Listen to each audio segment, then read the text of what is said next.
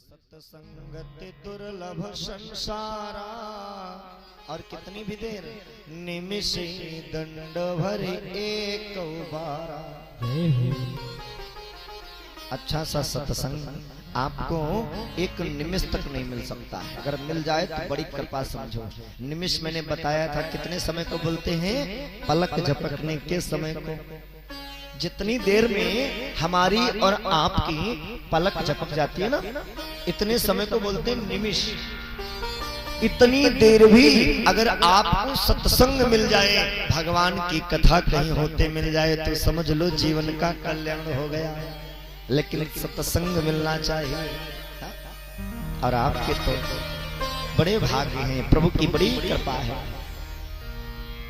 श्री सूत जी महाराज नैमिषारण्य के पावन तट पर विराजमान 88,000 शौनक ऋषियों को भगवत चर्चा सुना रहे हैं।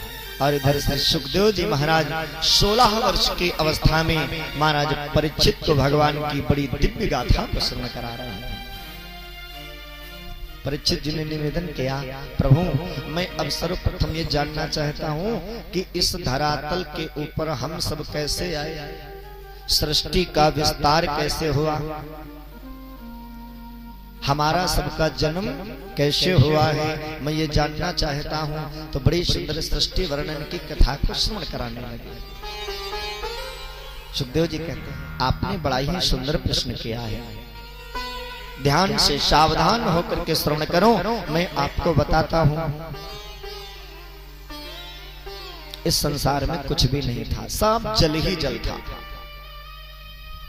ये पृथ्वी भी नहीं थी, चारों तरफ जिधर भी नजर जाती उधर केवल जल ही नजर आता था, केवल जल ही दिखाई पड़ता।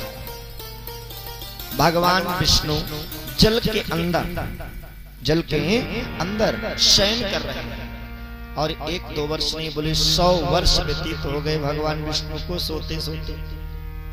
भगवान विष्णु की नाभि के अंदर से एक कमल उत्पन्न हुआ, और वो कमल जल के ऊपर आ गया।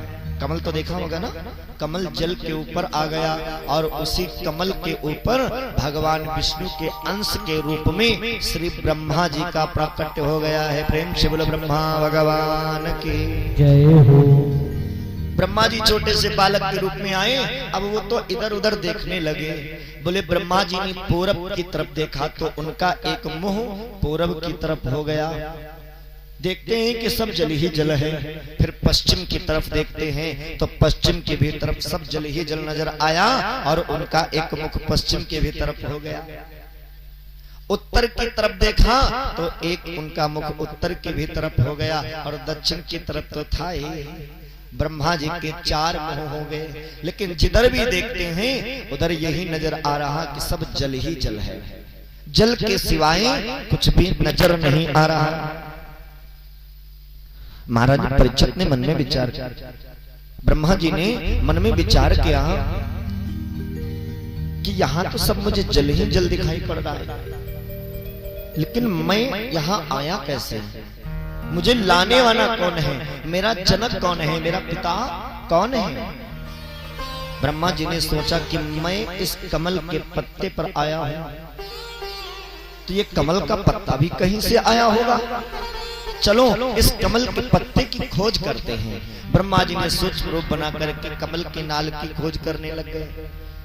हजारों वर्ष गुजर गए, लेकिन उसका अंत पता तक ही नहीं पाया कि कहां से ये कमल आया है, कहां से इसकी नाल आई। फिर बाहर निकल आए, और बाहर निकलकर चारों तरफ देखने लगे तो सूर्य की किरणें जब जल के ऊपर पड़ती थी तो एक आवाज आती थी तप की, तप तप तप तप। ब्रह्मा जी ने सोचा मुझे तपस्या करनी चाहिए। ध्यान लगाया, और ध्यान लगाकर जैसे तपस्या करने लग गई, साक्षात भगवान विष्णु का प्राकट्य हो गया। भगवान कहने लगे, वत्स अपने नेत्रों को खोलो। ब्रह्मा जी ने खोला, वत्स तुम्हारा जन्मदाता मैं हूं, मैंने तुम्हें जन्म दिया है, मेरा कार्य क्या होगा। ब्रह्मा जी ने पूछा तो भगवान विष्णु कहते हैं, मैंने तुम्हें सृष्टि के विस्तार के लिए, सृष्टि के सृजन के लिए जन्म दिया है, इसलिए तुम सृष्टि को बढ़ाओ। ब्रह्मा जी बोले ठीक है। आज से मैं सृष्टि को बढ़ाने लगूंगा। ब्रह्मा जी ने सृष्टि को बढ़ाना शुरू कर दिया। सबसे पहले ब्रह्मा जी ने 5 तमोगुणी वृत्तियों को पैदा किया, जिसमें तम, अविद्या, मोह, अज्ञान इत्यादि 5 वृत्तियां उत्पन्न करी। जो ब्रह्मा जी को अच्छी नहीं लगी तो उन्होंने अपने शरीर को निर्मल करके पुनः फिर से सृष्टि विस्तार करना प्रारंभ किया। तो सबसे पहले 4 पुत्रों को जन्म दिया है, जिनके नाम है शनक, सनंदन, सनातन और सनत कुमार जी, जिन्होंने नारद जी को कथा सुनाई है, सनकादिक ऋषि। उन 4 पुत्रों को जन्म दिया। जैसे ही वो 4 पुत्र आए, ब्रह्मा जी ने सोचा इनसे सृष्टि का विस्तार करेंगे, लेकिन वे उठ के खड़े हुए और पिताजी के आगे हाथ जोड़ करके बोले, पिताजी मैं आपसे कुछ ब्रह्मा जी ने कहा मांग लो, क्या मांगना चाहते हो? तो बोल पड़े कि वे बोले प्रभु इतना वर दो, प्रभु ही के यश में शनि रहे।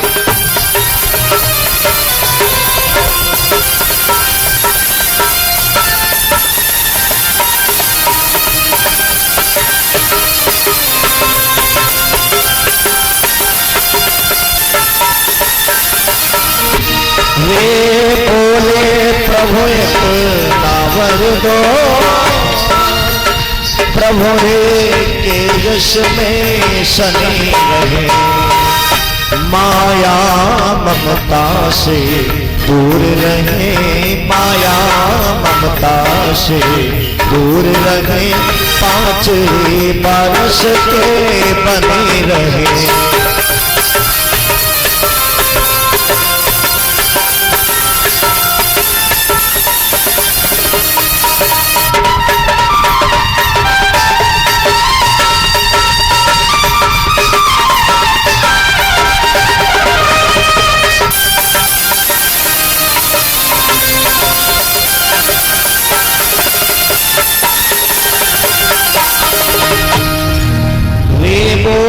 प्रभु इतना वर दो। सनकादिक ऋषि बोले पिताजी मैं आपसे एक वरदान चाहता हूँ, ऐसा वरदान दे दो कि हमें ये माया न सताए, ममता न सताए, मैं इस संसार रूपी माया से बिल्कुल दूर रहूं।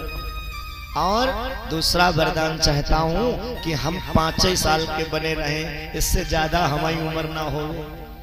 अब विचार करके बताओ जरा, अगर 5 साल का कोई बालक हो तो क्या उससे संसार आगे बढ़ेगा? 5 साल के लड़का से क्या सृष्टि विस्तार हो सकता? नहीं हो सकता ना। ब्रह्मा जी को क्रोध आ गया, अरे हमने तो तुमको जन्म दिया था सृष्टि बढ़ाने के लिए, लेकिन तुमने तो मांग लिया हम 5 ही साल के बने रहे। क्रोध आ गया, दोनों भौहें आपस में टकराई तो भ्रकुटी विलास से एक भौं जैसे दोनों भौं में टकराई तो उसी से श्री रुद्र भगवान का प्राकट्य हो गया। प्रेम से बोले रुद्र भगवान की। जन्म लेते ही जोर जोर से रोने लग गए। ब्रह्मा जी से कहा कि तुम जन्म लेते ही रोने लगे हो, इसलिए तुम्हारा नाम रुद्र है। मेरा कार्य क्या है? बोले तुम जाकर के कैलाश पर्वत पर रहो और मैं तुम्हें कुछ पत्नियां देता हूं, उनके द्वारा तुम सृष्टि का विस्तार करो। सर्पिणी, बिच्छुनी, ततैया, बर्रैया, अंबिका, भवानी इत्यादि पत्नियों और जाओ सृष्टि विस्तार करो। अब भोले बाबा रुद्र महाराज तमोगुणी सृष्टि का विस्तार करने लगे। तमाम बिच्छू पैदा हो गए, सर्प पैदा हो गए और ऐसी सृष्टि का विस्तार किया जो एक दूसरे को स्वयं में खा जा रहे हैं। ब्रह्मा जी देखा कि ये तो भूत प्रेत ततैया बर्रैया बिच्छू सब पैदा कर रहे हैं।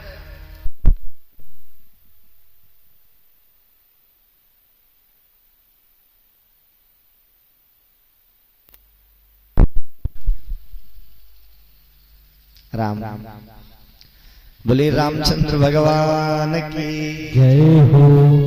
ब्रह्मा जी ने कहा देखिए रुद्र, अब आप सृष्टि बढ़ाना बंद कर दो, क्योंकि आपकी जो सृष्टि है, आपकी सृष्टि हमारी सृष्टि को खत्म कर दे रही है। हम 10 पैदा कर पाते हैं तब तक आप खत्म कर देते हो, क्योंकि आपकी जो सृष्टि है वो तमोगुणी सृष्टि है। इसलिए महाराज आप जाओ कैलाश पर्वत पर तपस्या करो जाकर के। रुद्र भगवान कैलाश पर्वत पर चले गए और जाकर तपस्या करने लगे। इसके बाद में ब्रह्मा जी ने 10 मानस पुत्रों को उत्पन्न किया है, जिसमें भृगु, वशिष्ठ, क्रतु, अंगिरा, पुलस्त्य, मरीच, कश्यप, सबसे छोटे पुत्र नारद जी थे, इत्यादि 10 पुत्रों को उत्पन्न किया। इनके द्वारा भी कुछ कुछ संतानें हुई, लेकिन जिस तरह से सृष्टि का विस्तार होना चाहिए उस प्रकार सृष्टि का विस्तार बढ़ते नहीं नजर आया। ब्रह्मा जी ने सोचा क्या करें, याद आया जिस प्रकार से बिना तेल के सूखा दीपक नहीं जल सकता है, इसी प्रकार से बिना स्त्री के संसार आगे नहीं बढ़ सकता। याद आया मुझे नारी प्रकट करना चाहिए, तो उन्होंने अपनी जिह्वा के द्वारा वाणी की अधिष्ठात्री देवी मैया सरस्वती को उत्पन्न किया है। प्रेम से बोले सरस्वती मैया की। माता रानी को प्रकट किया और जैसे ही मैया सरस्वती प्रकट हुई तो मां को देख करके ब्रह्मा जी मोहित हो गए, काम के वशीभूत हो गए और कहते हैं कि मैं तुम्हारे साथ में विवाह करना चाहता हूं। मैया सरस्वती ने कहा पिताजी आप मेरे जनक हैं, आपने मुझे जन्म दिया है, और यदि आप ही अपनी पुत्री के साथ में विवाह करोगे तो आने वाली इस कलिकाल में क्या होगा।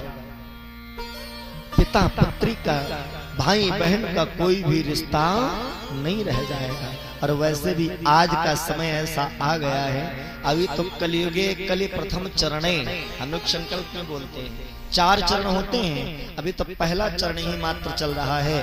तब पिता और पुत्री का, ससुर और बहू का, भाई और बहन का कोई भी रिश्ते का महत्व नहीं रह गया है। आजकल अखबारों में देखिए बोले नई नई न्यूज़ें, नई नई खबर सुनने में आती है कि पिता ने अपनी सगी बेटी के साथ विवाह कर लिया, भाई ने अपनी बहन के साथ में विवाह कर लिया। मैया सरस्वती कहती हैं पिताजी यदि आप ऐसा करोगे तो ये संसार वाले क्या सोचेंगे, क्या कहेंगे, इसलिए रहने दो। ब्रह्मा जी ने कहा नहीं मैं तो आपसे ही विवाह करूंगा। अब तो मैया अपने को बचा करके भागने लग गई, ब्रह्मा जी पीछे पीछे, सरस्वती मैया आगे आगे दौड़ रही हैं। यह बात रुद्र भगवान को पता चली। क्रोध अवस्था में रुद्र भगवान आई, अपने पिता ब्रह्मा जी को समझाया। नारद जी ने ब्रह्मा जी को समझाया आप ये क्या करने जा रहे हो, अपनी ही बेटी के साथ, अपनी पुत्री के साथ विवाह करने जा रहे हैं। आपको जरा सा भी ज्ञान नहीं है, कितना बड़ा पाप, कितना बड़ा अधर्म करने के लिए आप जा रहे हो। समझ में आ गया, उस भावना को छोड़ दिया। मन में बड़ी ग्लानि हुई, बड़ा दुख हुआ कि मैं कितना बड़ा धर्मी हूँ कि मुझे जरा सा भी ज्ञान नहीं रहा, मैं अपनी बेटी के साथ विवाह करने जा रहा था। उसी समय ब्रह्मा जी ने अपने शरीर का त्याग कर दिया और दूसरा स्वच्छ निर्मल शरीर धारण किया। धारण करके इस सृष्टि का सृजन देख रहे थे, सृष्टि का विस्तार देख रहे थे। देखते ही देखते ब्रह्मा जी को याद आ गया कि इस सृष्टि को बढ़ाने के लिए हमने अपनी पुत्री के साथ में विवाह करना चाहा।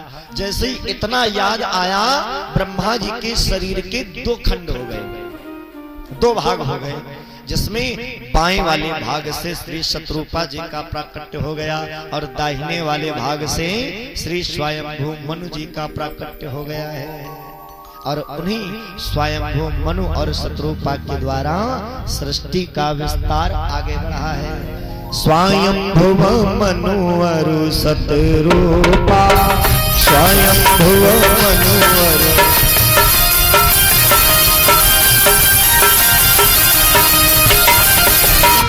स्वयंभुव मनु और शत्रुपा, स्वयंभुव मनु और शत्रुपा, जिनते भली नर सृष्टि अनुपा।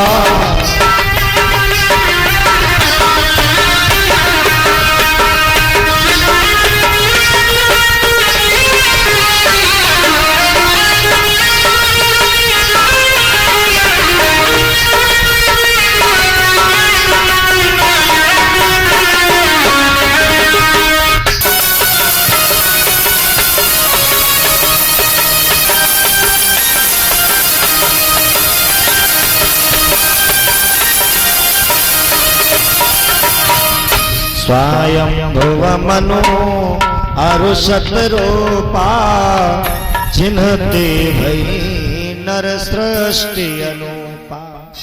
तो परीक्षित जी सृष्टि का विस्तार मैथुन क्रिया के द्वारा किसके द्वारा आगे बढ़ा? स्वयंभू मनु और शतरूपा जी के द्वारा। हम सब किसकी संतानें हैं? बोले स्वयंभू मनु और शतरूपा की। हम सबके जनक, हम सबके पूर्वज स्वयंभू मनु और शतरूपा जी हैं। ये तो हो गया भागवत कथा की दृष्टि से सृष्टि का विस्तार। एक जगह प्रमाण मिलता है कि संसार में जब कुछ भी नहीं था, जब कुछ नहीं था, तब केवल शक्ति थी। मैया जगदम्बा थी, आदि शक्ति थी। आदि शक्ति जेहि जग उपजाया। इस संसार का पालन करने वाला, इस संसार को जन्म देने वाला कौन है? बोले आदि शक्ति मैया। आदि शक्ति ने मन में विचार किया कि मुझे सृष्टि का सृजन करना चाहिए। तो देखती है कि संसार में कुछ भी नहीं, कोई भी नहीं दिख रहा है। तो सबसे पहले आदि शक्ति ने ब्रह्मा जी को उत्पन्न किया और ब्रह्मा जी से कहा कि मैंने तुम्हें जन्म दिया है, मैं तुम्हारे साथ में विवाह करना चाहती हूँ, क्या तुम मेरे साथ में विवाह करोगे?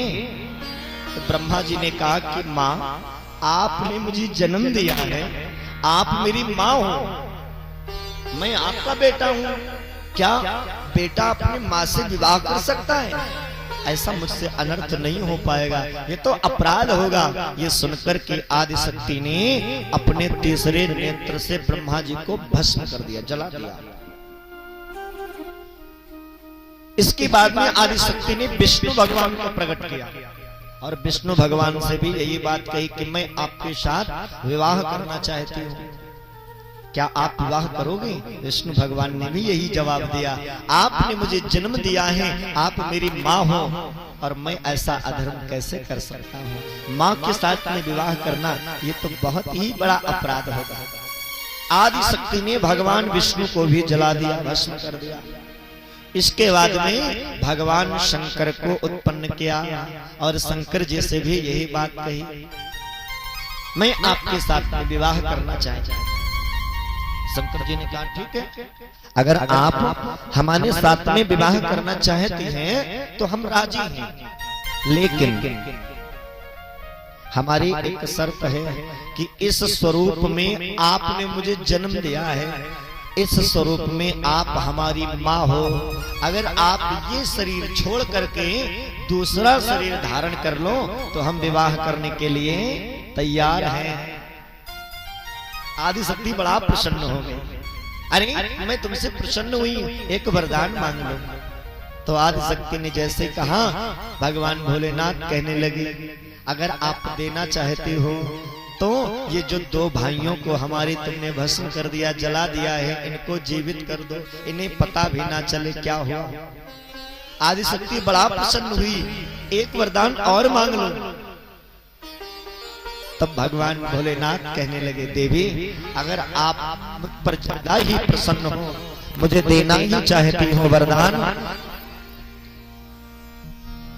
तो एक वरदान यह दे दो कि जिस तीसरे नेत्र के द्वारा आपने हमारे इन दो भाइयों को जलाया था, वो तीसरा नेत्र मुझे दे दो।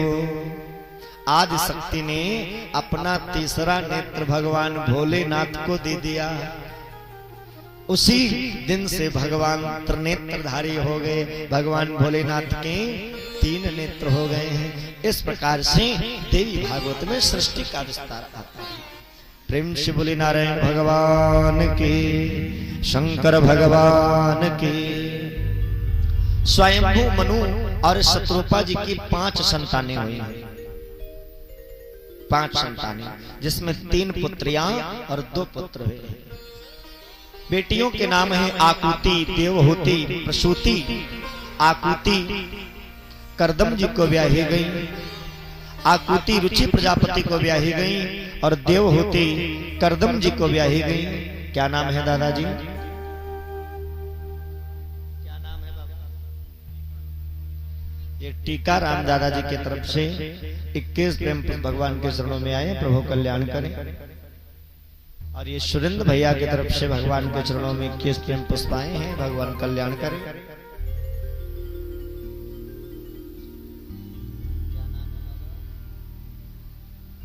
ये नन्हक्के भैया की तरफ से 21 प्रेम पुष्प भगवान के चरणों में आए हैं, प्रभु अपनी सदैव कृपा दृष्टि बरसाते रहें। बोले नारायण भगवान की। आकृति का विवाह रुचि प्रजापति के साथ में हुआ। देवहूति का विवाह कर्दम ऋषि के साथ में हुआ। और जो प्रसूति है, प्रसूति का विवाह दक्ष प्रजापति के साथ में हुआ। दक्ष प्रजापति की 60 कन्याएं हुई, जिसमें 27 कन्याएं चंद्रमा को ब्याही गई, 13 कन्याएं इंद्र को ब्याही गई, जिसमें सबसे छोटी एक पुत्री थी जिनका नाम था सती। सती जी का विवाह भगवान भोलेनाथ के साथ में संपन्न हुआ। जैसे ही महाराज सती जी के विवाह के बाद किया, सुखदेव जी महाराज ने उसी समय परीक्षित जी ने निवेदन कर दिया, महाराज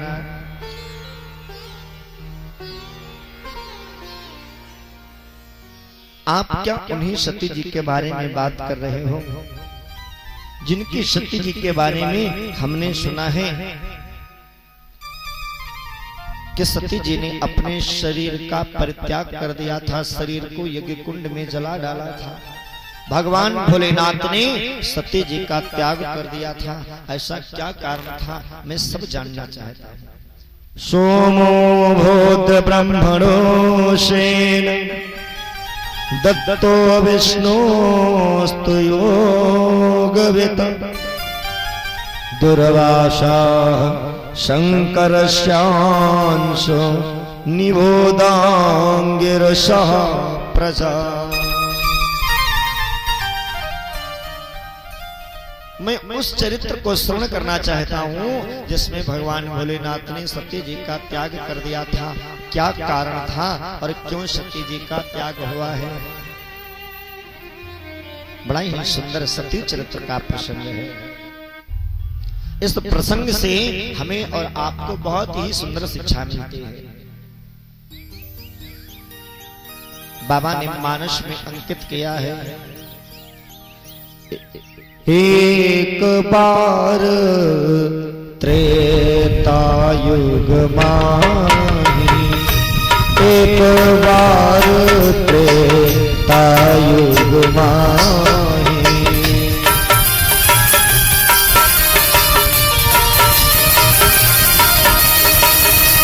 एक बार त्रेता युग माही, एक बार तायुग माही, शंभु गए कुंभज रेस्ता, शंभु गए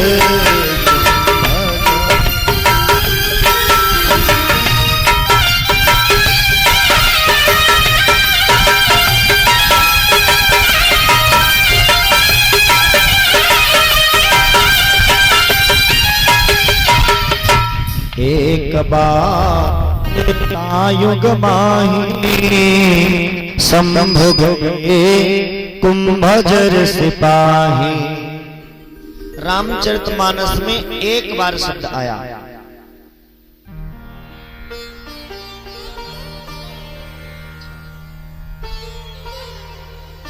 रामचरितमानस में एक बार शब्द 23 बार आया है।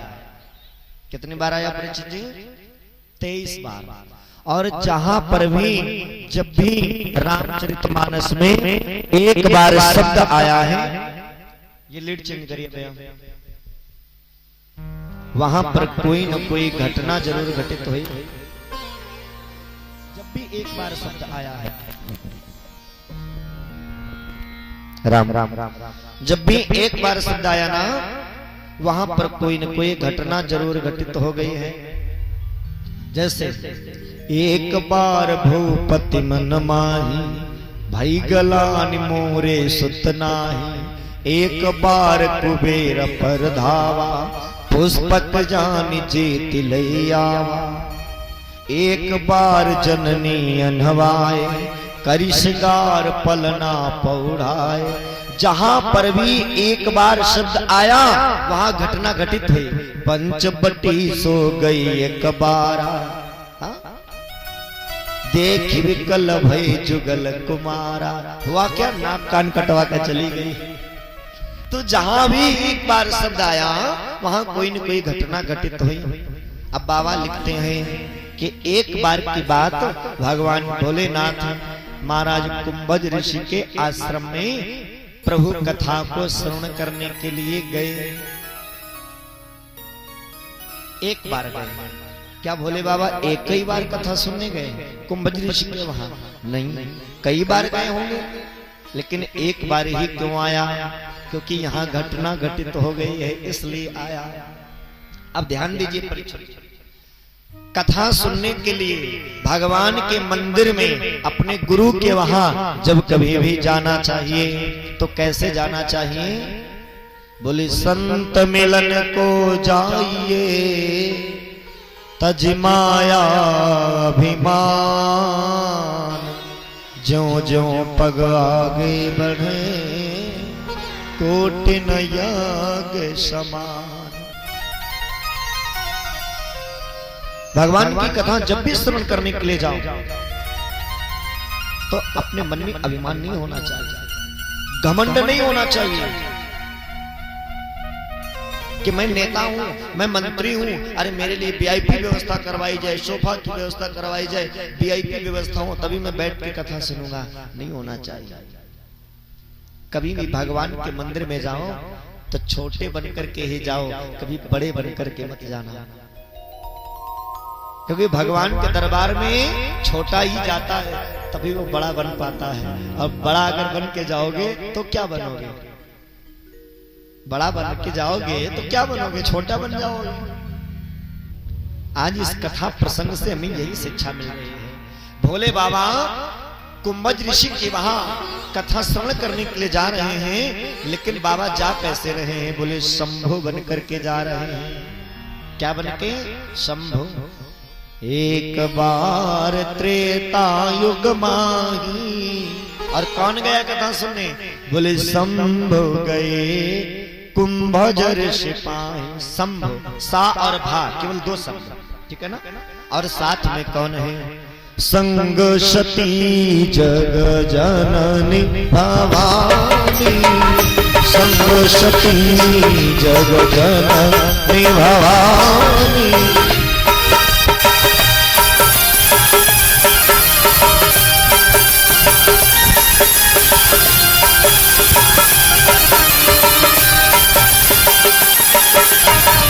संग सती जग जननी भवानी।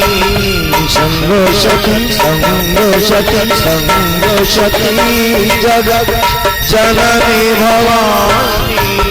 तुझे से अखिलेश्वर जानी। तुझे से अखिलेश्वर।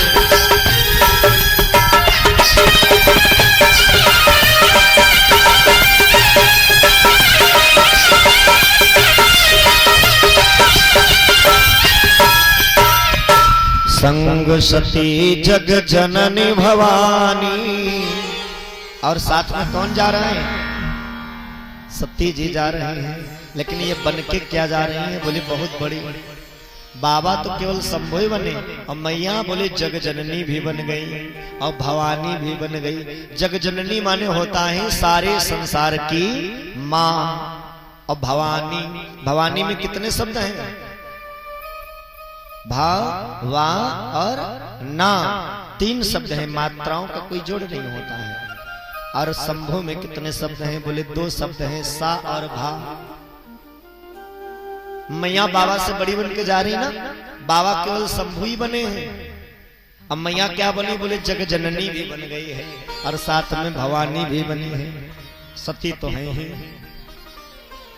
अब बड़ी बनकर के जा रही कथा सुनने के लिए। अच्छा, एक चीज और होती है, मान लो कोई नेताजी हो तो नेताजी भले कम एटीट्यूड दिखाएं, लेकिन नेताजी के जो नेताइन होंगे फिर उनका एटीट्यूड संभाले नहीं जाएगा। उनका फिर जलवा अलग ही रहेगा। प्रधान जी भले थोड़ा कम जलवे में रहे, लेकिन प्रधानी का जलवा फिर अलग ही रहेगा। वो सीधे मुंह बात नहीं करेंगे किसी से। ये प्रभाव होता है, ये पद का प्रभाव होता है। क्योंकि कुछ पद की गरिमा ऐसे होती हैं, बोले मान लो पंडित जी हैं, तो पंडित जी अगर कथा भागवत कहते नहीं कहते तो भी अगर पंडित जी हैं तो पंडित जी के पंडितानी पहले ही हो गई। भले ही उनको मंगलम भगवान विष्णु ना आता हो, लेकिन पंडितानी हो गई। डॉक्टर साहब हैं, डॉक्टर साहब के घर में जो डॉक्टरानी हो गई, भले ही उनको एक सुई तक लगानी आती ना हो, लेकिन डॉक्टराइन हो गई पहले ही। एक पद की गरिमा मिल जाती है। और भोले बाबा मेरे नारायण, उनकी अर्धांगिनी मैया सती जी, तो भैया घमंड क्यों ना हो, होगा तो वही। आखिर मैं ऐसी व्यक्ति की पत्नी हूं जिसको सारा संसार पूजता है, सारा संसार मस्तक झुकाता है। विश्वनाथ मम नाथ पुरारी, त्रिभुवन महिमा विदित तुम्हारी। जिनकी महिमा तीनों लोकों में गाई गई, उसकी मैं आखिर पत्नी हूं, तो घमंड तो हो गई। और देखिए घमंड हुआ चलो कोई बात नहीं, लेकिन घमंड में जब मैया पहुंची, बड़ी बनकर जब पहुंची, तो हुआ क्या, कुंभज ऋषि ने देखा कि हमारे प्रभु आए हैं, तो दौड़ करके भगवान को प्रणाम किया, मैया को प्रणाम किया, उनके चरणों को धुलने लग गए। तो मैया सती जी मनी मन विचार करने लग गए, हम यहाँ आए थे कथा सुनने, और ये तो पहले ही हमारे पैर छूने लग गए, हमारे पैर धुलने लग गए, तो ये हमें कथा भला क्या सुनाएंगे। अच्छा, भाव यदि परिवर्तित हो गया मेरा और आपका, तो फिर कल्याण होने वाला नहीं है। याद रखना, कल्याण कभी है जब हमारा भाव हो, तभी कल्याण है।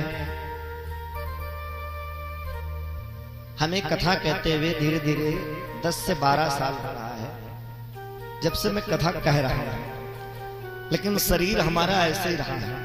ना मैं ज्यादा मोटा हुआ हूं और ना ही ज्यादा दुबला हुआ।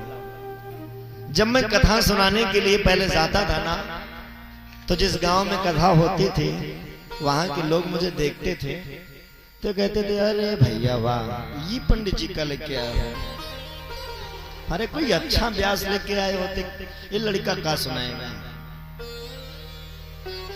ये लड़का का कथा था सुनाएगा। भाव परिवर्तित हो गया ना। व्यक्ति के ज्ञान का अंदाजा क्या आप उसके स्वरूप को देख करके लगाओगे? क्या आप उसकी उम्र को देख करके लगाओगे? अभिमन्यु की क्या उम्र थी? अभिमन्यु ने तो अपने माता की गर्भ में ही चक्रव्यूह तोड़ने की रचना सीख ली थी। क्या उम्र थी अभिमन्यु की? 16 वर्ष की उम्र मात्र सुखदेव जी महाराज की है, और हजारों वर्ष के ऋषि मुनि बैठे हैं जो बैठ करके कथा सुन रहे हैं। तो वो भी मन में विचार कर लेते, ये 16 वर्ष का लड़का हमें क्या कथा सुनाएगा। लेकिन नहीं, ज्ञान की कोई सीमा नहीं होती है। आज माँ का भाव बदल गया, सती जी का भाव बदल गया, ये मुझे कथा क्या सुनाएंगे। और जहां पर भाव परिवर्तित हो जाएगा, वहां पर आपका मन कदापि नहीं लगेगा, कथा सुनने में मन लगेगा ही नहीं आपका। हुआ क्या कि महाराज कुंभज ऋषि ने कथा को प्रारंभ कर दिया, और जैसे ही कथा होने लगी, राम कथा मुनि बरज बखानी, राम कथा मुनि बरज बखानी।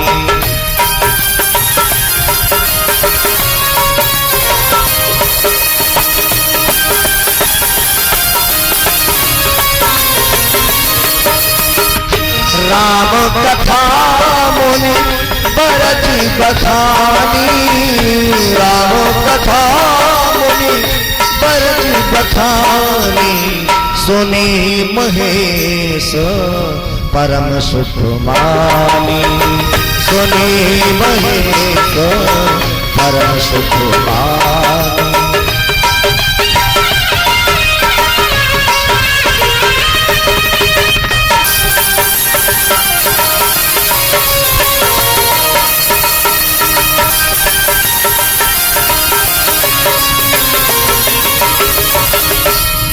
राम जी की कथा होने लग गई। कुंभज ऋषि महाराज जी राम जी की कथा का गान करने लगे और जैसे कथा प्रारंभ हुई भगवान भोलेनाथ कथा में आनंद लेने लग गए। कथा को किसने सुना? बोले सुनी महेश परम सुख मानी। परीक्षित जी कथा को किसने सुना? जब यहां हो तब तो पता चले। मनुअंते चितवंते जियरा बसे उदास है, नहीं हो लगता दिल तुम्हारे बिना। हाँ हाँ शर्मा रहे। धन्य है महाराज। देखिए ध्यान बिल्कुल एकाग्र होना चाहिए, आनंद जबे आने वाला है। सुनी महेश परम सुख मानी। कथा को किसने सुना? भोले बाबा ने सुना। अब भोले बाबा बन के क्या आए थे दादा? क्या बन के गए थे कथा सुनने? शंभु। क्या बात है। और शंभु में कितने शब्द थे? 2, सा और भा। और जब कथा को सुन लिया तब क्या बन गए? क्या बन गए? महेश। सुनी महेश, महेश बन गए ना। और महेश में कितने शब्द हैं? माँ, हा और सा, 3 शब्द हैं। डिग्री बढ़ गई कि नहीं बढ़ गई? कब बढ़ी? बोले जब कथा को श्रवण किया तब बढ़ गई। सुनी महेश परम सुख मानी। और सुना किसने नहीं? बोले सती जी ने कथा को नहीं सुना, उनका मन नहीं लग रहा है। कुंभज ऋषि महाराज कथा को सुना रहे और सती जी इधर उधर देख रहे। कितनी जल्दी बाबा बंद करें और कितनी जल्दी जाएं। अच्छा, जिस व्यक्ति का कथा में मन ना लगे तो उसे 1 मिनट भी रुकना नहीं चाहिए। कथा पांडाल में बिल्कुल ना बैठे। जिसका मन ना लगे उठ करके चला जाए। ये मैं कहता हूँ, शास्त्र कहते हैं। और यदि आप बैठे रहे और कथा में मन भी नहीं लगा, कथा को श्रवण भी नहीं किया, तो आपका बहुत बड़ा नुकसान हो जाएगा। कैसे होगा? मैया के द्वारा देखो। बाबा ने देखा कि सती जी का मन नहीं लग रहा है कथा में। उसी समय क्या किया? कुंभज ऋषि महाराज से विदा मांग ली कि गुरुदेव अब आज्ञा करो, अब मुझे चलने दो, क्योंकि सती जी का मन नहीं लग रहा है। मुनिसन विदा मांगे त्रिपुरारी। ध्यान देना परीक्षित जी। अभी कथा को सुना तो जब गए थे सुनने के लिए तब कौन थे? शंभु। और जब कथा को सुन लिया तब बन गए महेश। और सुन के जब प्रसाद ले लिया, आरती ले ली, प्रसाद ले लिया, आशीर्वाद ले लिया, विदा मांग ली, तब क्या बन गए? बोले त्रिपुरारी। त्रिपुरारी बन गए। और त्रिपुरारी में कितने शब्द हैं? त्रि, त्रा, पा, रा और रा, 4 शब्द हैं। 2 डिग्रियां बढ़ गई ना, 2 गुनी पदवी मिल गई। बन गई कि नहीं बन गई? आप सोच रहे होंगे कि 7 दिन कथा सुनेंगे, 7 दिन में आपकी 10 गुनी डिग्रियां बढ़ जाएंगी। लेकिन कब? जब मन से सुनोगी तब। मुनिसन पिता मांगे त्रिपुरारी, चले संग ले दक्ष कुमारी। मुनिसन पिता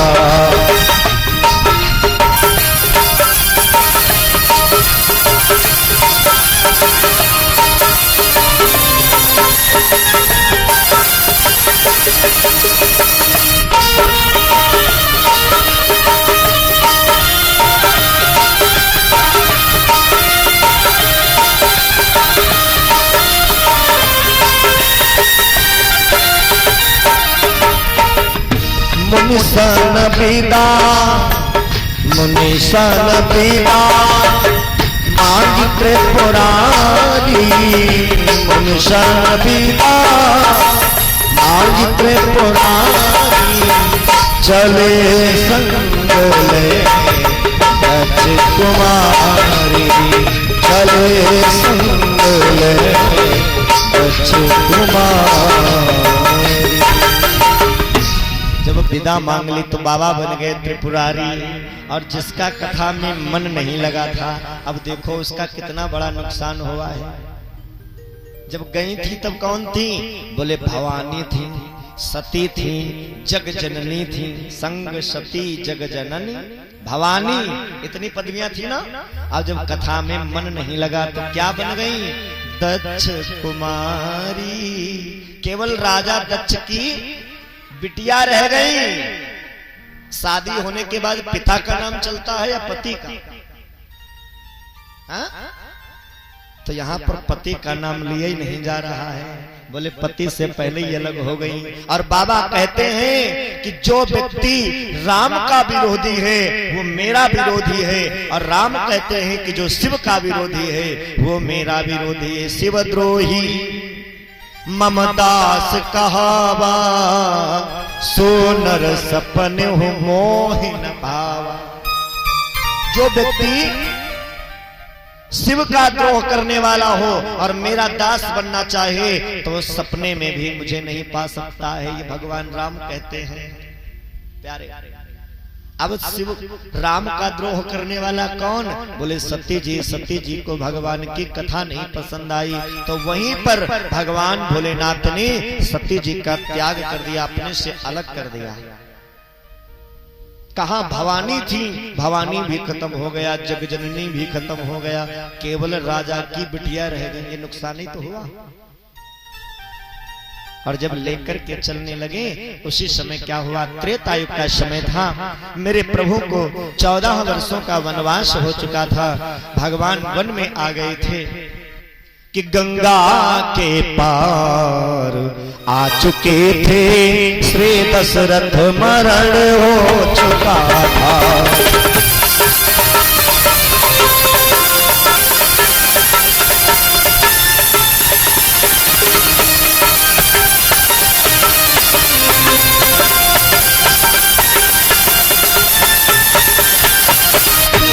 गंगा के पार आ चुके थे, श्री दशरथ मरण हो चुका था। सुग्रीव में मृता हुई न थी, पर सीता हरण हो चुका था।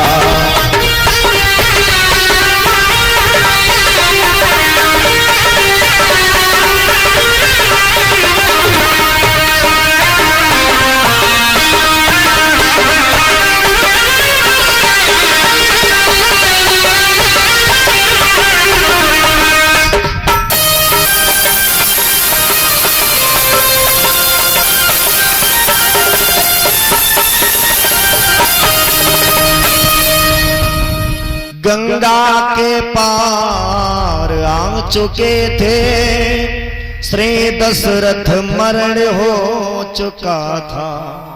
भगवान राम गंगा के पार आ चुके हैं और दशरथ जी का मरण हो गया है।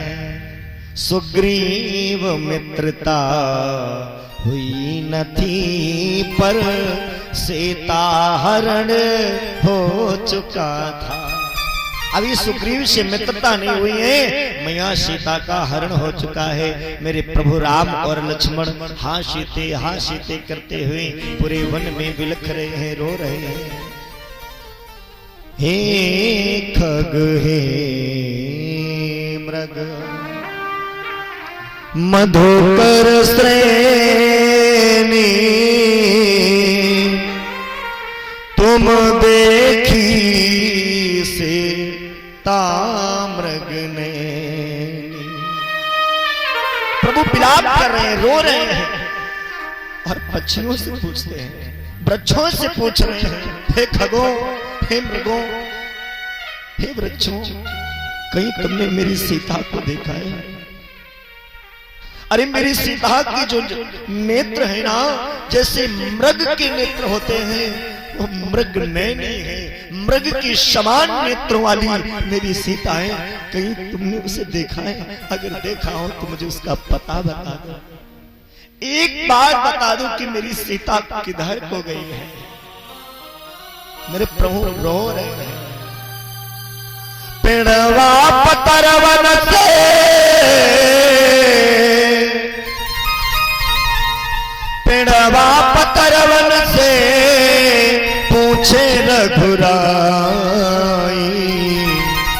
कहाँ गई सीता प्यारी तीजे बताई, कहाँ गई सीता प्यारी तीजे बताई।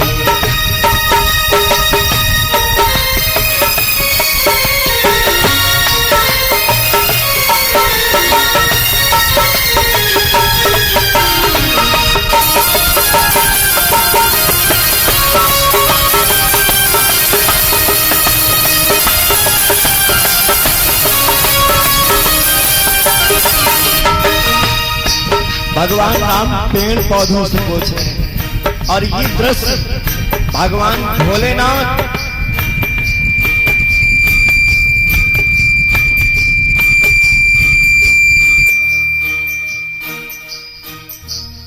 भगवान भोलेनाथ ये देख रहे हैं कि मेरे प्रभु अपनी नर लीला कर रहे हैं, लेकिन अब भगवान को देख लिया तो इनको प्रणाम तो जरूर करूंगा। डर रहे हैं कि मेरे राम का बैरी, मेरे राम का शत्रु सती जी वो तो साथ में है, अगर मैं इन्हें प्रणाम करूंगा कहीं सती जी ने देख लिया तो ये मानेगी भी नहीं कि ये ब्रह्म है। अगर ये ब्रह्म होते तो रोते क्यों।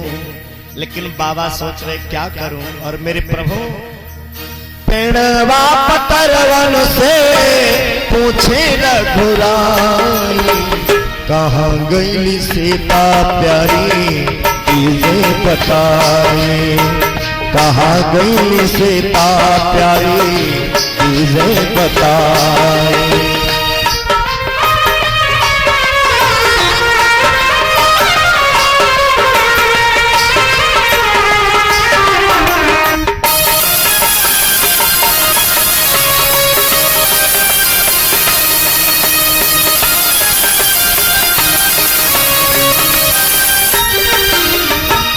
कौन रंग हुई है सिया, कौन हाल हुई है सिया, होती बाप की रिया, ना जाने किस हाल में मेरी सीता होगी। कहीं ऐसा तो नहीं है किसी जीव जंतु ने मेरी सीता को नुकसान पहुंचा दिया, ना जाने कहीं ऐसा ना हो किसी राक्षस ने मेरी सीता को कोई नुकसान पहुंचा दिया। प्रभु कहते हैं कौन हाल हुई है सिया, होती बाप की रिया, कौन हाल हुई है सिया।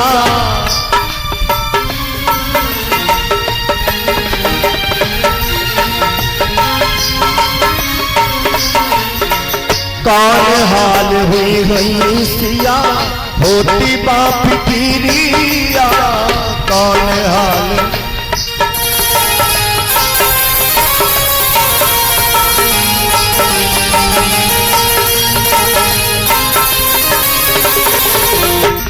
सुधी को बताओ तो, सुधी को बताओ तो, धारे धीर मनवा, कौन हाल हुई है सिया, होती फिक्रिया। पेड़वा पत्थरवन से पूछे रघुराई, कहाँ गई सीता प्यारी तीजे बताई, कहाँ गई सीता प्यारी तीजे बताई।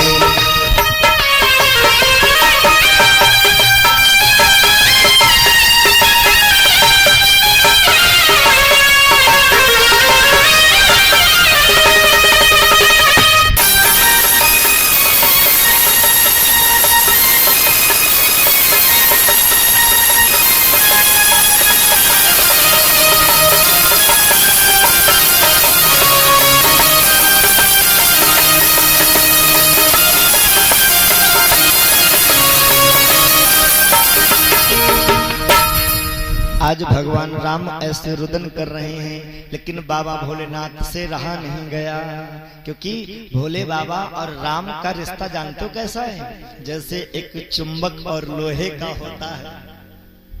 बाबा का रिश्ता कैसा है, जैसे एक चुंबक और लोहे का रिश्ता होता है कि लोहा चुंबक को देखकर तुरंत चिपक जाता है। ऐसे बाबा का रिश्ता है। अब बाबा से रहा नहीं जा रहा, बोले कछु हो जाए, अब हम अपने प्रभु को प्रणाम किए बिना मानेंगे नहीं। भोले बाबा ने जैसे ही राम जी को प्रणाम किया, मैया सती ने देखा, अब मन में उथल पुथल मच गई। यद्यपि प्रकट न कीन भवानी, यद्यपि स्पष्ट रूप से सती जी ने ये बात कही नहीं, लेकिन मनी मन में चलने लग गया कि ये राजा के लड़कों को इन्होंने क्यों प्रणाम किया।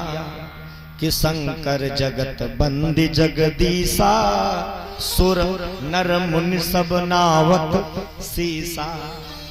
हमारे प्रभु को तो कोई साधारण व्यक्ति नहीं, बोले सभी देवता, सभी मनुष्य, सभी ऋषि सब उनको शीश नवाते हैं, लेकिन इन्होंने बोले तिन्ह न पशु तन की न परनामा। और कैसे, ऐसे नहीं, जय सच्चिदानंद परधाम। उन्होंने इन राजा के लड़कों को प्रणाम किया, और वो भी सच्चिदानंद कहकर। मन में उथल पुथल मच गई, ये भला सच्चिदानंद है, ये राजा के लड़के ये सच्चिदानंद हैं, कह नहीं पा रही, लेकिन मन में चल रहा है। बाबा जान गए, क्योंकि बाबा तो सब कुछ जानते हैं।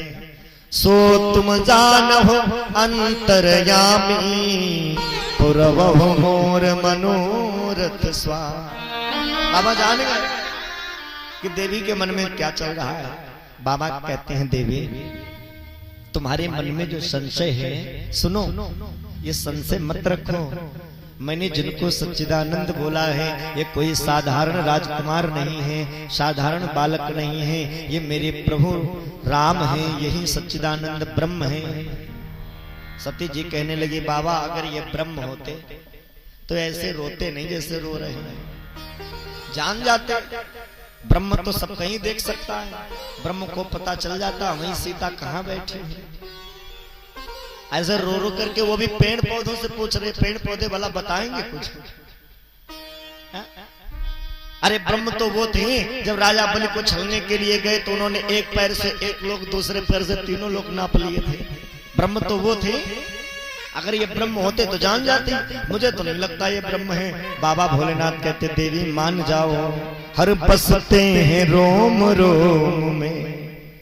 ये कैसे ब्रह्म है कि बसते हैं रोम रोम में। श्री राम यही है, बसते हैं रोम रोम में। श्री राम यही है, बसते हैं रोम रोम।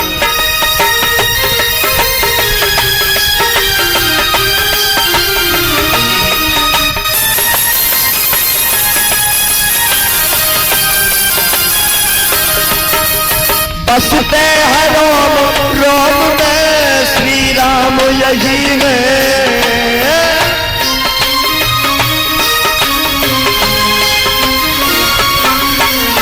बसते हैं रोम रोम में, श्री राम यही है।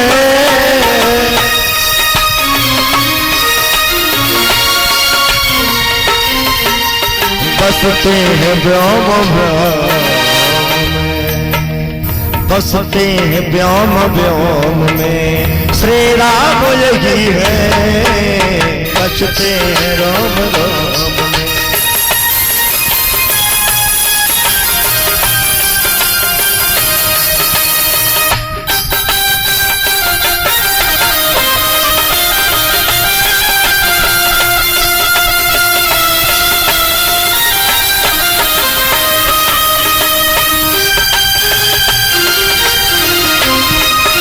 जय हो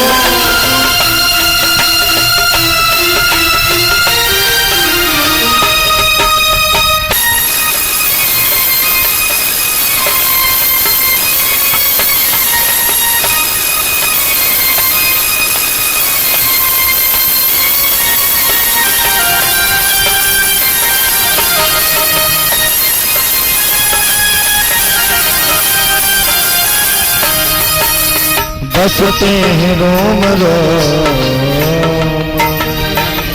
बाबा कहते हैं, देवी हरि व्यापक सर्वत्र समाना, और प्रेम ते प्रगट होई मैं जाना। ये वो ब्रह्म है जो हर जगह व्याप्त रहते हैं।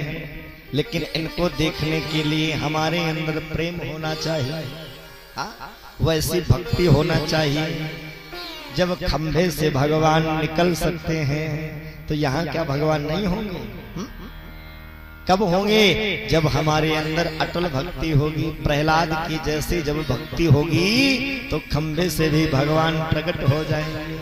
मीरा की जैसी जो भक्ति होगी तो विष भी अमृत बन जाएगा। लेकिन कब? जब भक्ति हो जाएगी तब। सती जी ने कहा बाबा मेरी समझ में नहीं आ रहा है। भोलेनाथ ने जब देखा कि मेरे इतने समझाने के बाद भी सती जी का भ्रम दूर नहीं हो रहा। देखिए यहाँ पर इस प्रसंग से हमें कई शिक्षाएं प्राप्त होती हैं। पहली शिक्षा मैंने आपको बताई, कथा में जब भी जाएं तो कोई अभिमान से नहीं, कभी बड़े बन करके नहीं, छोटे बन करके जाओ। कथा में जब भी जाओ तो खाली हाथ कथा सुनने के लिए ना जाओ, पहला नियम। दूसरा नियम है कथा जितनी भी देर सुनो उतनी देर मन को एकाग्र करके सुनो। कथा में सो नहीं, नींद बहुत आती है, कथा में बिल्कुल भी नहीं सोना चाहिए। दूसरा नियम। और तीसरा नियम ये है, इस प्रसंग से जो शिक्षा मिल रही है कि अपने पति की आज्ञा का पालन करना चाहिए, उसके आज्ञा की उल्लंघना नहीं करनी चाहिए। यहां पर यही हो रहा है। शंकर भगवान जैसे देवता, मेरे प्रभु मेरे नारायण, वो सती जी को समझा रहे हैं और सती जी की समझ में नहीं आ रहा है। क्या ऐसा संभव हो सकता है कि मेरे प्रभु अगर कह रहे हैं कि ये ब्रह्म है तो सती को मान जाना चाहिए था ना कि हाँ ब्रह्म है। नहीं माना, परिणाम क्या हुआ? अंततो गत्वा परिणाम ये हुआ कि भोले बाबा ने सती जी को त्याग दिया और सती जी को अपने शरीर को जला देना पड़ा। क्यों? क्योंकि उन्होंने अपने पति की आज्ञा का उल्लंघन किया। भगवान के ऊपर भ्रम किया। और कभी भी ये याद रखना, अपनी मां के ऊपर, अपने गुरु के ऊपर और भगवान के ऊपर कभी भी भ्रम मत करना। उनकी परीक्षा लेने की कभी जीवन में कोशिश मत करना। बहुत सारे लोग होते हैं कि गुरु की परीक्षा लेने लगते हैं। गुरु ने ही बोले हम ही ने दांव सिखलाया, हम ही पे वार करते हो। हा? गुरु ने ही पढ़ा लिखा करके इस काबिल बनाया, सिखाया, और शिष्य अपने गुरु को ही चुनौती दे बैठता है कि आओ जरा हो जाए दो दो हाथ।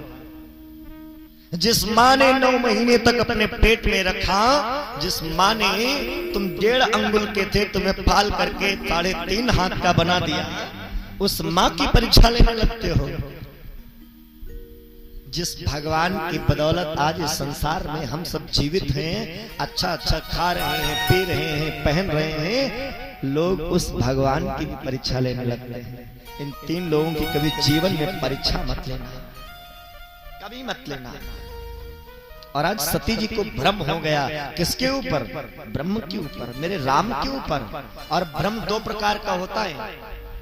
एक भ्रम होता है कि रस्सी को देख करके सर्प का भ्रम हो जाना, और दूसरा भ्रम होता है सर्प को देख करके रस्सी का भ्रम हो जाना। और दोनों भ्रम बड़े खतरनाक हैं। लेकिन एक भ्रम तो सबसे अच्छा है, उससे जीवन बच जाएगा।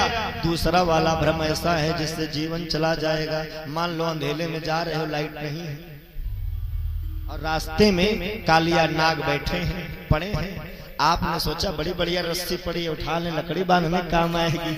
और जैसे ही नागराज को उठाने लगो तो क्या होगा? बोले शरीर छोड़ दोगे आप, क्योंकि वो काट लेंगे। तो क्या होगा? आपकी जान चली जाएगी। क्यों? क्योंकि आपने सर्प को देख करके रस्सी का भ्रम कर लिया। और यदि मान लो रास्ते में कहीं रस्सी पड़ी हो और आपको लगे, हमें लगता है जैसे कोई सर्प पड़ा है, उधर दूर से निकल जाओगे तो क्या कोई दिक्कत होगी? कोई परेशानी होगी? अगर सर्प, रस्सी को देख करके आपको सर्प का भ्रम हो जाए तो क्या कोई दिक्कत होगी आपको? नहीं होगी। लेकिन यहाँ पर क्या हो गया? बोले ब्रह्म को देख करके नर का भ्रम हो रहा है। किसे? बोले सती मैया को। तो बाबा ने कहा देवी यदि भ्रम है तो सुनो। जैसे मिटे मोह भ्रम भारी, जैसे मिटे मोह भ्रम भारी,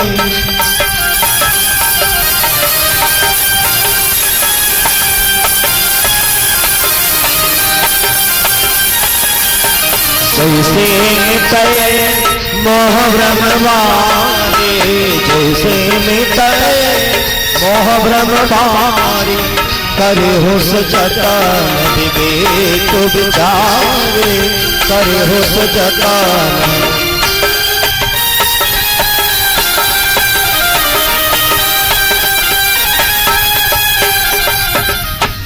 बोले जैसे मिटाई मोह भ्रम भारी, करे हो सजतन विवेक विचार।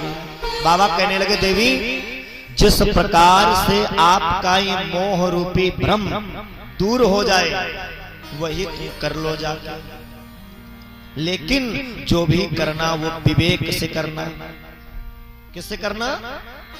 विवेक से, परिचय जी, और विचार करके करना। ये नहीं कि बस गए जो मनाए करने लग गए। बाबा हिंट भी देते हैं मैया को कि अभी सुधर जाओ, अभी भी मान जाओ, मौका है। तो कह रहे हैं जब जाना अपने भ्रम को दूर करने के लिए, परीक्षा लेने के लिए, तो उस समय विवेक से कार्य करना और विचार करके करना। अच्छा ये विवेक माने क्या होता है दादा जानते हो? विवेक माने होता है ज्ञान, और ज्ञान तो सबके पास में होता है भाई, तो इसे विवेक से तुलना कैसे कर दी गई?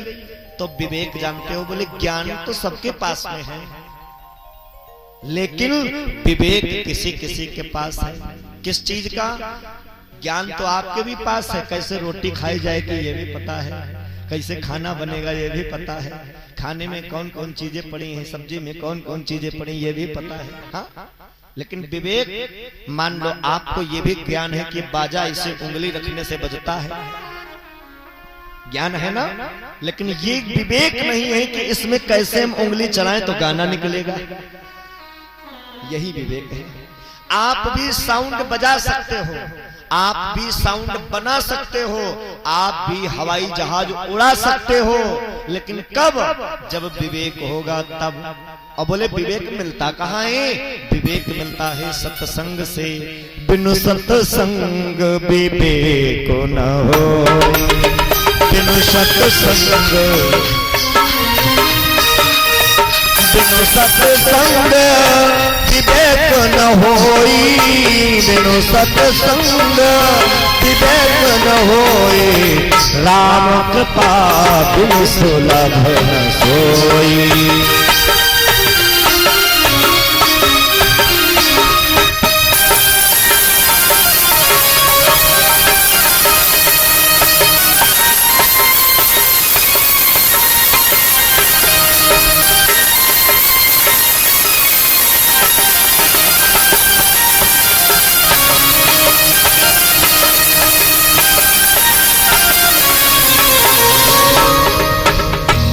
विवेक कहाँ से मिलता है? बोले बिनु सत्संग विवेक न होई। विवेक मिलता है सत्संग से।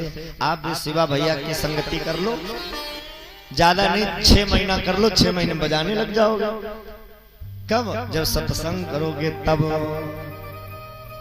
सत्संग से ही तो विवेक मिलता है।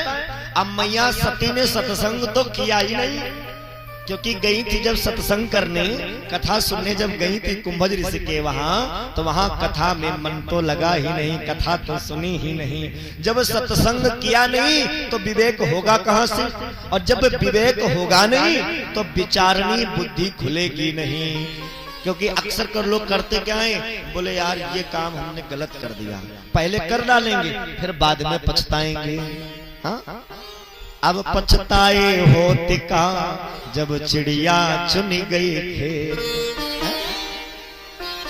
मूर्ख और विद्वान में केवल इतना फर्क है कि मूर्ख व्यक्ति करने के बाद में पछताता है, और विद्वान व्यक्ति कार्य जब भी करता है जब उसे पछताना ना पड़े। हमें और आप में केवल बस यही फर्क हो जाता है। कि हम लोग कोई भी कार्य कर देंगे, कुछ भी कर देंगे, फिर बाद में ऐसा मुझे करना नहीं चाहिए। किसी को लड़ाई हो गई या किसी से कोई भी बात हो गई, हम लोग बातों बातों में ऐसा बुरा भला बोल जाएंगे, फिर बाद में क्या होगा, जब अकेले बैठे होंगे तो ऐसा लगेगा मुझे ऐसा नहीं बोलना चाहिए था, मुझे ऐसा कहना नहीं चाहिए, बहुत गलत हमने कह दिया। अरे तब कहाँ बुद्धि चली गई थी, तब बुद्धि कहाँ, बोले विवेक ही नहीं था। जब विवेक नहीं होगा तब विचारणी बुद्धि काम करने वाली नहीं है। मैया ने कहा, बोले बाबा आप चिंता न करो, हम सब देख लेंगे, हमें जैसे लेना है परीक्षा हम ले लेंगे जाके। बाबा ने कहा, देवी तब लगी बैठी रहा हूं बट छाही, तब तक मैं बरगद के पेड़ के नीचे बैठा हूं जब तक आप परीक्षा लेकर के आओ। एक एक शब्द ध्यान देना, बट छाही। भोले बाबा जब भी बैठते हैं तब बरगद के पेड़ के नीचे ही बैठते हैं। इसका कारण क्या है, और किसी पेड़ के नीचे नहीं बैठते हैं बाबा। भोलेनाथ जब भी बैठते हैं तो बरगद के पेड़ के नीचे ही बैठते। जानते हो क्यों? क्योंकि बरगद का पेड़ है बटु विश्वास अचल निज धर्मा, तीर्थ राज समाज सुकर्मा। बरगद का पेड़ विश्वास का प्रतीक है। अभी बट पूजा थी, बट सावित्री पूजा, सभी माताएं बरगद की पूजा की थी, किया था ना बरगदाई अमावस्या को। हाँ क्यों? क्योंकि हे बट देवता, हे बरगद महाराज, हमारे पति की उम्र को लंबी करना, ये विश्वास ही तो है ने। एक भला पेड़ कहीं पति की उम्र लंबी करेगा? सोच के देखो, क्या कहीं पेड़ पति की उम्र लंबी करेगा? और माताएं खूब गले मिलती हैं, प्रणाम करती हैं, खूब उनसे प्रार्थना करती हैं, लेकिन क्या है? क्योंकि बरगद का पेड़ विश्वास का प्रतीक है। ये हम सबका विश्वास है कि वो हमारी पति की उम्र लंबी करेंगे। अब भोले बाबा कौन है? बोले भवानी शंकरो वंदे श्रद्धा विश्वास रूपिणो। मैया भवानी, मैया पार्वती श्रद्धा के स्वरूप हैं, और भोले बाबा विश्वास के स्वरूप हैं। किसके स्वरूप हैं? विश्वास के। भवानी शंकरो वंदे श्रद्धा विश्वास स्वरूपिणो। मैया पार्वती श्रद्धा के स्वरूप हैं। क्या नाम है?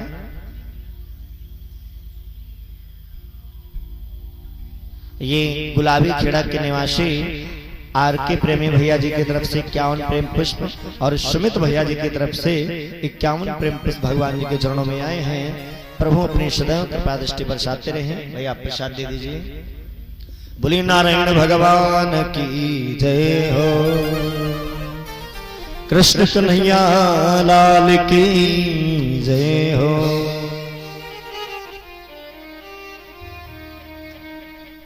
परिचित जी कथा कहाँ पे थी? हम तो भूल गए।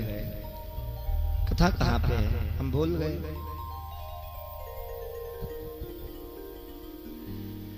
हमें लगता है कि हम आपको या तो समझा नहीं पा रहे हैं या हम कथा कह नहीं पा रहे हैं। आखिर ऐसा क्या कारण है जो आप भूल जाते हैं? क्यों?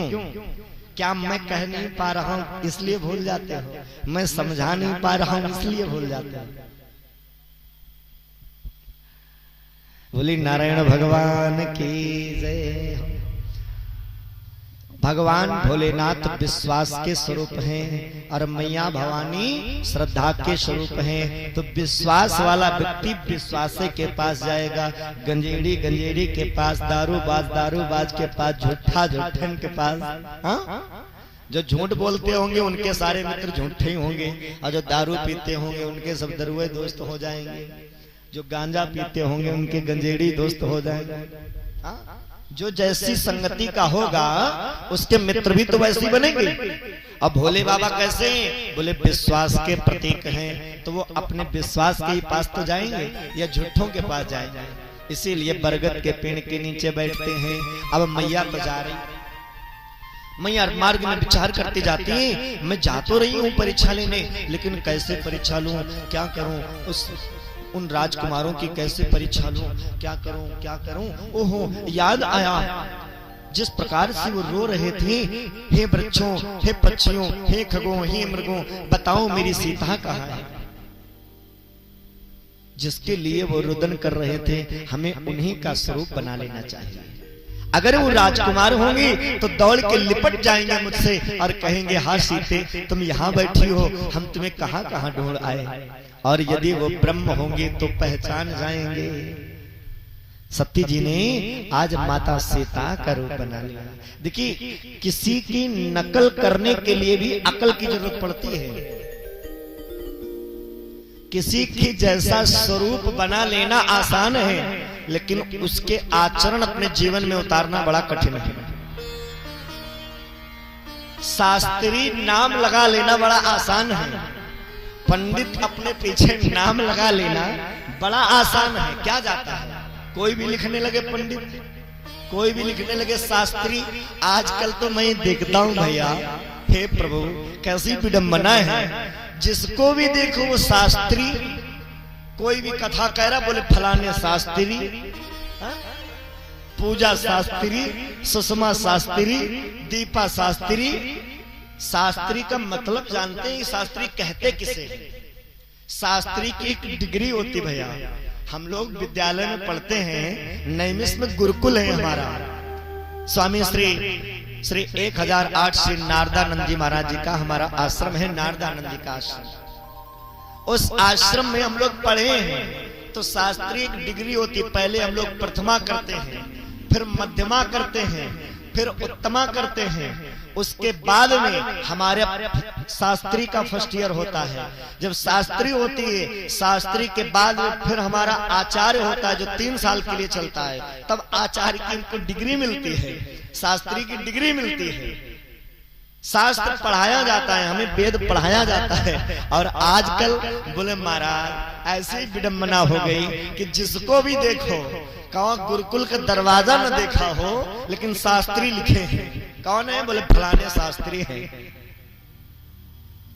बड़ी विडंबनाएं हैं। तो किसी का पद, किसी का नाम लगाना, किसी का स्वरूप बनाना तो आसान है, लेकिन उसके आचरण जीवन में उतारना बड़ा कठिन है। एक बार हंस और बगुला दोनों दिखने में एक जैसे ही लगते हैं। हंस भी सफेद, बगुला भी सफेद, एक ही जैसे लगते ना। बगुला ने सोचा कि हंस की भाई बड़ी खातिरदारी होती है, बढ़िया हंस को दूध पिलाया जाता है, बढ़िया दाना चुनाया जाता है, और हमें तालाब में मछली मार मार के खाने को मिलती है। लाओ क्यों ना हम हंसों की टोली में शामिल हो जाएं। तो बगुला हंसों की टोली में पहुंच गया। हंसों ने देखा, ए कौन हो तुम, कहां से आए हो, हमारी तो बिरादरी के नहीं हो तुम, कहां से आए हो तुम? बगुला कहने लगा, चुप पर बैठो, हम तुम्हारी बिरादरी के नहीं, तुम खुद हमारी बिरादरी के नहीं लग रहे हो। कौन हो तुम, कहां से आए हो? अरे हम हंस हैं, हंस। अब बेचारे हंस खुद ही चुप हो गए। क्या करें, क्योंकि लड़ने से विजय प्राप्त होने वाली नहीं। दुष्ट व्यक्ति से अगर कोई सज्जन व्यक्ति जीतना चाहे, लड़ना चाहे, तो कदापि विजय नहीं प्राप्त कर सकता है। कीचड़ में अगर हम पत्थर मारेंगे तो छींटी हमारे ऊपर आएंगी, उसका क्या जाएगा, उसका कुछ नहीं बिगड़ने वाला है। क्योंकि दुष्ट तो दुष्ट है ही, वो तो अपनी दुष्टता करेगा ही। लेकिन आप क्यों उसके साथ में दुष्ट बन जाओ। हंस चुप हो गए। तब तक हंसों का सरदार आ गया। बोलो चिंता ना करो, आज ही पता चल जाएगा, क्योंकि किसी से अगर विजय प्राप्त करना है बुद्धि से काम लेना चाहिए, ताकत से नहीं। हंसों के सरदार ने कहा, आज जब हम लोगों के पास में दूध आएगा तभी पता चल जाएगा कि ये हंस है या बगुला। हंस की खासियत होती है, आप 5 लीटर दूध में 5 लीटर पानी मिला दो, लेकिन हंस केवल दूध ही दूध पिएगा, पानी छोड़ देगा। 5 लीटर दूध पी डालेगा और 5 लीटर पानी आपका बाहर हो जाएगा। यह हंस की खासियत होती है, यह हंस का स्वभाव है परिचय जी, कि 5 लीटर दूध में तुम 5 लीटर पानी मिला दो, लेकिन वो दूध ही दूध पिएगा, पानी सब छोड़ देगा, पानी बाहर कर देगा। और किसी में ताकत है कि अलग कर दे दूध और पानी? ये हंस में क्षमता है, हंस कर सकता है। अब भैया हंस के आगे दूध रखा गया, बगुले के भी आगे दूध आया, तो हंसों ने दूध पिया, पानी पानी छोड़ दिया। अब बगुले को ये बात क्या पता, बगुला दूध पानी सब खत्म। जैसे ही मालिक ने देखा जिसने दूध पिलाया था, अरे अरे ये तो हमें हंस नहीं लगता है, ये तो इस बिरादरी का नहीं, ये तो बगुला है, मार इसे भगाओ। लेके डंडा भगाया गया तो हंस को ऐसा भागना पड़ा जैसे मानो बाल बाल प्राण बच गए हो। तो कहने का तात्पर्य किसी की नकल करने के लिए भी अकल की जरूरत है। स्वरूप बनाना तो आसान है, लेकिन आचरण जीवन में उतारना बड़ा कठिन है। आज सती जी सीता माता का स्वरूप तो बना लेती, लेकिन उनको ये ज्ञान नहीं है कि आज तक कभी भी सीता भगवान राम के आगे नहीं चली। कहीं आपको दिखाई पड़ा? इतनी फोटो देखते हो, रामायण देखते हो, आपको सीता मैया कैसे चलते दिखाई पड़ती हैं? आगे आगे कौन चलता है? राम जी, बीच में सीता मैया और उनके पीछे लखन लाल जी। हमेशा सीता मैया बीच में चली हैं राम जी के पद चिन्हों पर, और यहाँ सती जी राम जी के आगे सीता बनी बैठी हैं। प्रभु वहीं पर जान गए, क्योंकि किसी की भी चोरी पकड़ने के लिए इशारा काफी होता है। मैया सती जी सीता का रूप बनाकर बैठी और प्रभु उसी मार्ग से आ रहे थे। श्री सुखदेव जी महाराज कहते हैं, राजन सूरत है जानकी की। सूरत तो केवल सीता मां की दिख रही है, लेकिन सूरत है जानकी की पर जानकी नहीं है। सूरत है जानकी की पर जानकी नहीं है।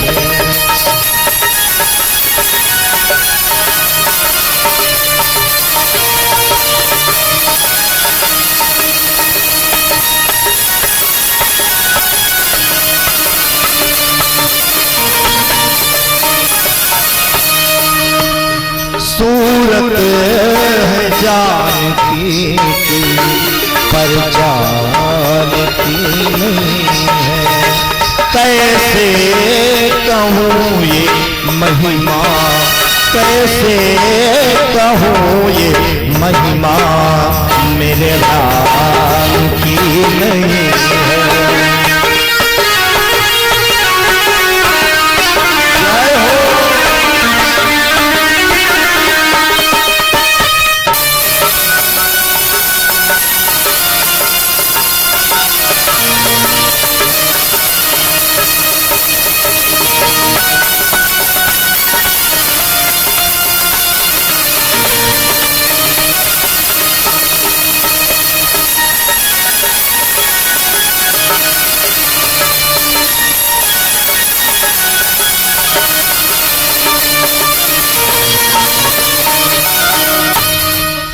सूरत है जानकी की पर जानकी नहीं है।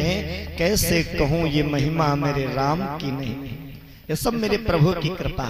लक्ष्मण जी आगे आगे थे। लक्ष्मण जी ने जैसे ही देखा, लक्ष्मण देखो मां कृत भेसा, तो बड़ा चकित हो गए कि अरे ये तो मैया सीता बैठी, हम कहां कहां ढूंढ रहे हैं, मेरे भैया कहां कहां ढूंढ आए, लेकिन माँ तो यहाँ बड़े आराम से बैठी। लेकिन फिर शांत हो गए। क्यों? क्योंकि हमारे साथ में हमारे बड़े भैया हैं। यहाँ पे भी एक शिक्षा मिल रही है कि जहाँ पर बड़े साथ में हो वहां पर छोटों को आगे नहीं बोलना चाहिए। एक शिक्षा मिल रही है। आजकल होता यह है कि बड़े साथ में चाहे जितने हो, लेकिन आगे आगे छोटे बोलते हैं। बड़ों को बोलने का अवसर ही नहीं मिलता है। आजकल बड़ों की आज्ञा से छोटे काम नहीं करते, बल्कि छोटों की आज्ञा से बड़े काम कर रहे हैं। हा? बेटा जो कहेगा कि पिताजी उनके वहां जाना है, तब पिताजी जाएंगे। अगर बेटे ने कह दिया कि पिताजी उनसे रिश्ता नहीं चलाना, तो उनसे रिश्ता नहीं चलाना है। लक्ष्मण जी शांत हो गए, आगे कुछ नहीं बोले। राम जी ने देखा, और जैसे प्रभु राम ने देखा मेरे भगवान के आगे, अरे मेरे प्रभु के तो नेत्रों में, दाहिने नेत्र में सूर्य का वास है और बाएं नेत्र में चंद्रमा का वास है। भला सूर्य का प्रकाश अगर किसी के ऊपर पड़े तो क्या उसका स्वरूप दिखाई नहीं पड़ेगा? भगवान प्रकाश है और ये माया रूपी अंधकार है। प्रभु की दृष्टि पड़ी, भगवान बोले माँ, प्रभु के मुंह से निकला, माँ आप इस वीरानी जंगल में अकेले बैठी हो, अरे पिता भोलेनाथ कहाँ हैं? जैसे इतना कहा अब तो मैया के पसीना छूट गया। हाय रे, मैं तो जिनको साधारण बालक समझती थी ये तो ब्रह्म निकले, ये तो मुझे पहचान गए, मुझे जान गए, अब क्या होगा? बाबा बार बार कह रहे, अरे माँ कुछ बोल क्यों नहीं रही हो? भगवान भोलेनाथ कहाँ हैं? मैया से रहा नहीं गया, उठ करके खड़ी हो गई, कुछ बोली भी नहीं और मैया चलने लगी। भगवान राम ने सोचा कि जरा थोड़ा अपनी लीला भी दिखा दे माँ को। तो जैसे ही माँ चलने लगी मार्ग में, प्रभु ने अपनी माया के द्वारा एक लीला कर दी। क्या कि जिनका रूप बना करके सती जी बैठी थी वही राम लक्ष्मण सीता तीनों साथ में है। जिधर भी माँ की नजर जा रही है उधर राम लक्ष्मण सीता, राम लक्ष्मण सीता, राम लक्ष्मण सीता। अब तो माँ और चकराने लग गई, बैठ गई, नेत्रों को बंद कर लिया। हे प्रभु मेरे अपराध को क्षमा कर दो, मुझसे जो भी अपराध हुआ है उसे क्षमा कर दो, अब दोबारा मुझसे ऐसा अपराध नहीं होगा। भगवान आगे बढ़ गए, सती जी ने नेत्रों को खोला, कुछ नजर नहीं आ रहा। अब तो मन बड़ा घबरा रहा है, मुझसे बहुत बड़ा अपराध हुआ। यही विवेक और विचार में फर्क होता है कि पहले कर्म तो कर डाला लेकिन पछतावा अब हो रहा है। यही पहले ही अगर अच्छा कर्म करते तो बाद में पछताना ही नहीं पड़ता। अब तो माँ सोचती जा रही है मैं भला क्या बताऊंगी। बाबा अगर पूछेंगे तुमने परीक्षा ली तो भला मैं उनसे क्या कहूंगी कि मैंने ली या नहीं ली।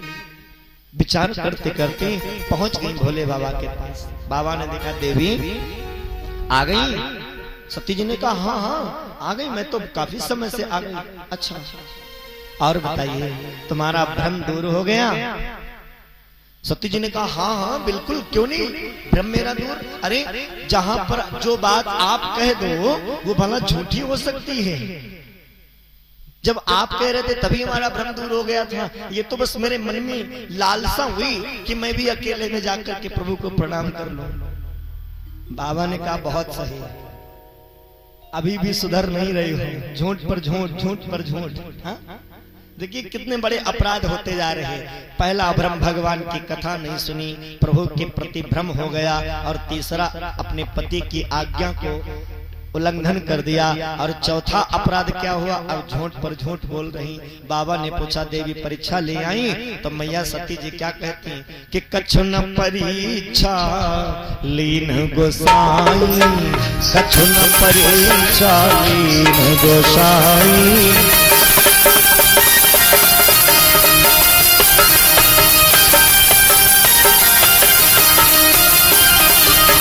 कछु न परीक्षा लीन गोसाई, कछु न परीक्षा लीन गोसाई। कीन्ह प्रणाम तुम्हारे नाई, कीन्ह प्रणाम तुम्हारे नाई।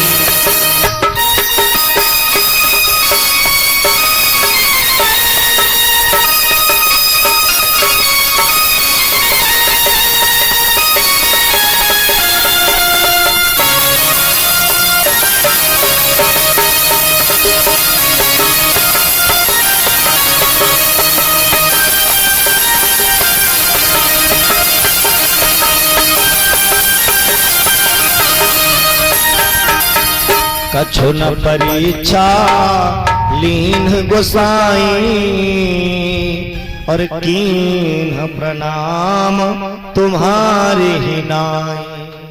बाबा ने पूछा देवी परीक्षा ले आई?